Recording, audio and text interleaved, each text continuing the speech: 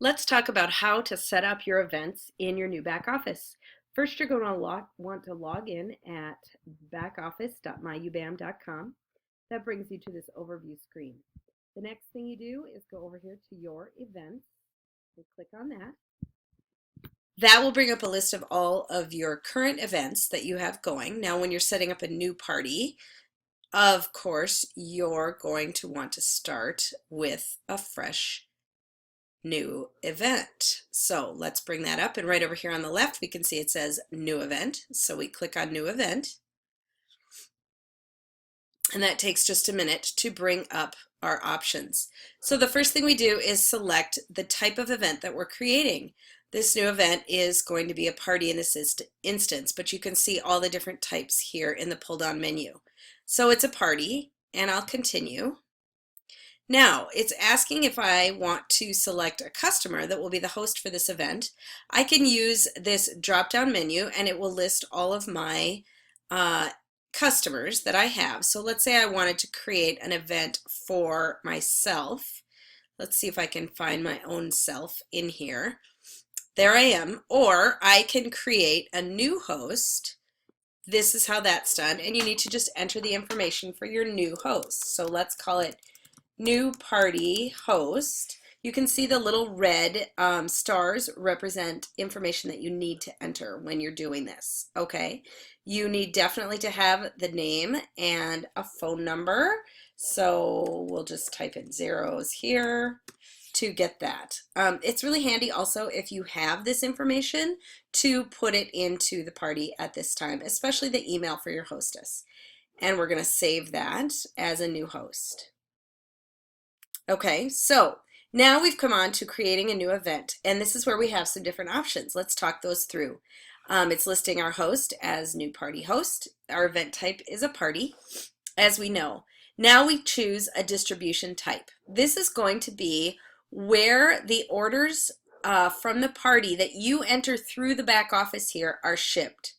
Now, in most cases, you're going to want to ship those directly to the guests. If you're setting up a Facebook party, if you're setting up a home party, most parties that you're setting up here, you're going to want to direct ship to the guest.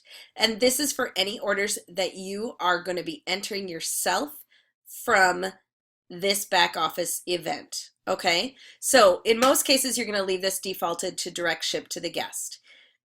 The reason to select direct ship to the hostess is if you want to be able to ship items to the hostess. So maybe you're doing a home party and you're going to be shipping all of the books directly to the hostess because they're all going to be her neighbors or her family or whoever, and you're going to ship those directly to her so that she can then distribute those orders to her guests. Or perhaps it is some type of a baby shower and they need to ship all the orders directly to her, or a book drive and you want them shipped to an organization. The last option is direct ship rep.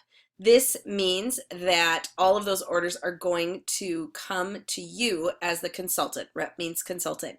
You might want to do this if, for example, your hostess is local to you and you're going to have the whole order shipped to yourself. Maybe you're going to be adding some things like supplies or other items to the order and you want it all shipped directly to you. Okay, so most cases you're going to click direct ship guest. Now this next little box is important to know about. It says allow cart direct ship to host.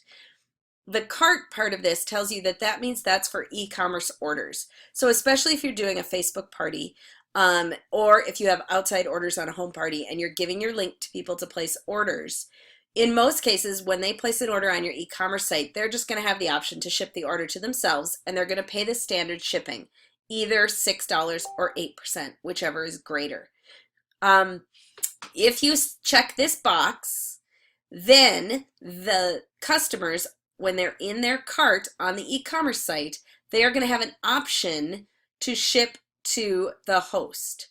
And they are going to see the difference in shipping costs. So what that's going to do is it's going to actually hold their order to ship with the host's free books when you are sending them out to your hostess.